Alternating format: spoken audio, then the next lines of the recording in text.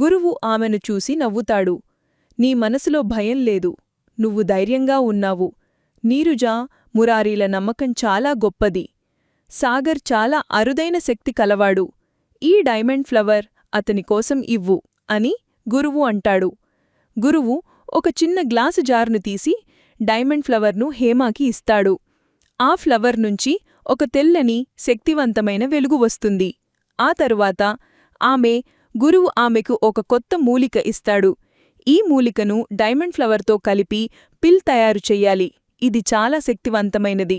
జాగ్రత్తగా ఉండు అని గురువు హేమాను హెచ్చరిస్తాడు. హేమ చాలా సంతోషంగా గురువుకి ధన్యవాదాలు చెప్తుంది. ఆమె డైమండ్ ఫ్లవర్ను తీసుకొని తన ల్యాబ్కి తిరిగి వస్తుంది. ల్యాబ్లోకి వచ్చిన వెంటనే హేమ పిల్ తయారు చేయడానికి సిద్ధమవుతుంది.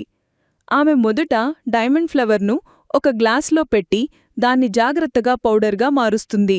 ఆ తరువాత ఆమె గురువు ఇచ్చిన మూలికను అందులో కలుపుతుంది. ఆమె ఒక చిన్న పాకెట్ FM డౌన్లోడ్ చేసుకుని కింగ్ ఆడియో సిరీస్ వినేయండి.